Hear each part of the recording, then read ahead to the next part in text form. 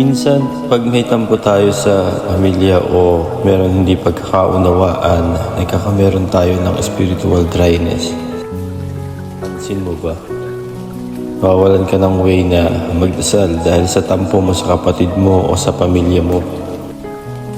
Kasi mas nananaig yung tampo mo tsaka galit. Pero kanina lang nag-iisip ako, kung ako pala yung mamamatay ngayon, in 5 minutes or 10 minutes, makukuha ko pa kaya kung magpatawad? O sabihin ako pala yung mali, sorry, na dapat ako yung humingi ng tawad? Masasabi ko pa ba na mahal ko sila, na I love you sa mga taong mahal ko?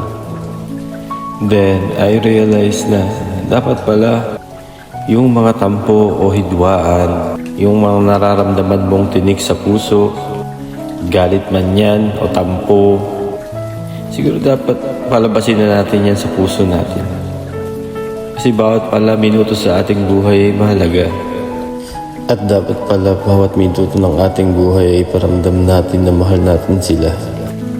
At lahat ng sakit ng nararamdaman natin ay itaas natin sa Panginoon.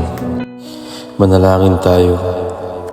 O Diyos, sa sandaling ito, ako ay nagpapasalamat at ako'y nabubuhay pa.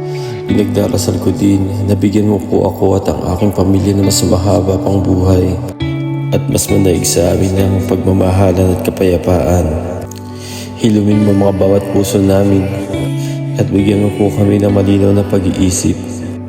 Kung ako man po ay naging dahilan ng tampo, galit o sama ng loob ng aking pamilya, nang hindi ko sinasadya at dala lang ng aking emosyon, yakapin mo po sila ng mahigpit at ihingi ako ng kapatawaran para sa kaluwalhatian ng aming puso at katahimikan.